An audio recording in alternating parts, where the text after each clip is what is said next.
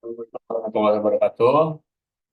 Eh, Kami akan menjelaskan manajemen proses sistem operasi. Tapi sebelumnya, izinkan kami memperkenalkan diri. Nama saya Amal Hidayah. Nama saya Fajar Muhammad Ajis. Nama saya Ivan Maulana. Baik, kita langsung ke materinya ya.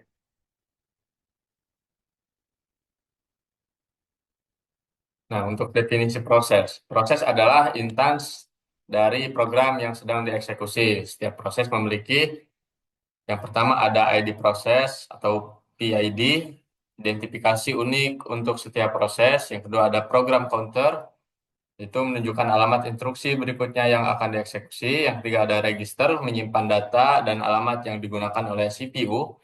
Yang kelima ada stack, menyimpan informasi lokal seperti variabel lokal dan alamat kembali dari fungsi. Dan yang terakhir ada heap, area memori untuk alokasi dinamis.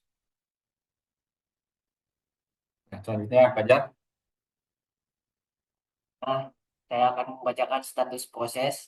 Yang pertama, new proses dibuat dan belum siap untuk dieksekusi. Ready proses siap untuk dieksekusi dan menunggu CPU. Running proses sedang dieksekusi oleh CPU. Waiting proses menunggu sumber daya, misalnya I/O untuk melanjutkan. Terminated proses telah selesai dan dibersihkan dari memori. Penciptaan proses. Fork membuat salinan dari proses induk, proses baru, child mendapatkan PID baru. Asset menggantikan proses yang ada dengan program baru. Setelah asset, proses tidak kembali ke proses sebelumnya. Create menggunakan fungsi API seperti create process dalam Windows untuk membuat proses baru.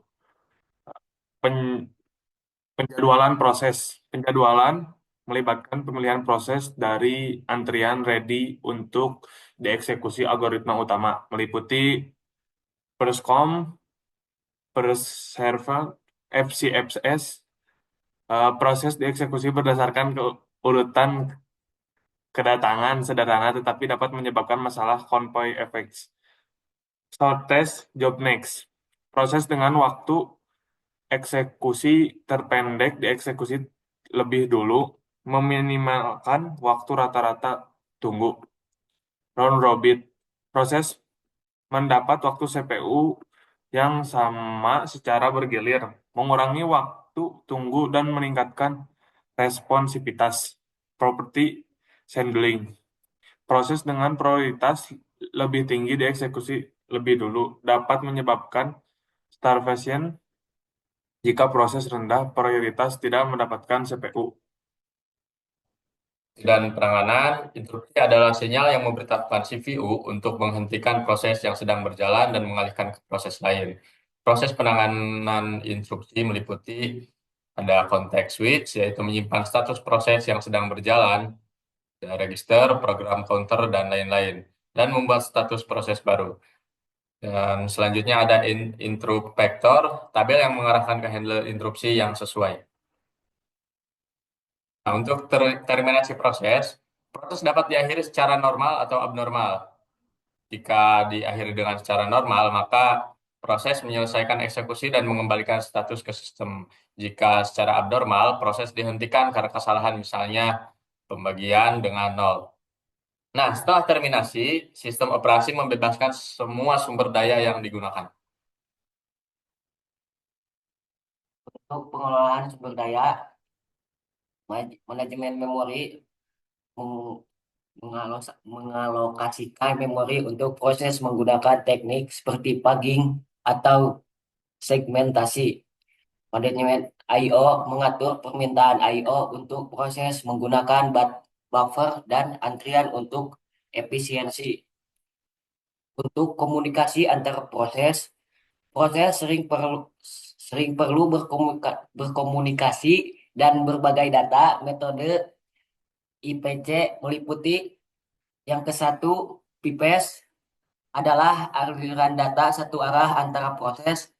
Kedua, message quest mengirim dan menerima pesan antar proses. Ketiga, Shared memory memungkinkan beberapa proses mengakses memori yang sama untuk berbagi data. Struktur data untuk manajemen proses. Proses control block (PCB), struktur data yang menyimpan semua informasi tentang proses. File dalam PCB meliputi PID, status, new, ready, running, waiting, terminate, program, counter, register, informasi alokasi memori, informasi I/O. Algoritma penjadwalan proses. Rincian lebih lanjut tentang algoritma round robin menggunakan quantum time jika proses tidak selesai. Dalam waktu tersebut dipindah ke belakang antrian. Priority scheduling dapat menggunakan preemptive menghentikan proses dengan prioritas lebih rendah atau non-preemptive menunggu hingga proses selesai. Kesimpulan, manajemen proses adalah aspek penting dari sistem operasi yang memastikan semua proses berfungsi secara efisien dan adil. Dengan memahami mekanisme dan komponen kunci yang terlibat, kita dapat merancang sistem yang lebih baik dan lebih responsif. Oke, cukup sekian presentasi dari kami. Mohon maaf bila ada kesalahan. Wabillahi taufiq wal hidayah. Wassalamualaikum warahmatullahi wabarakatuh.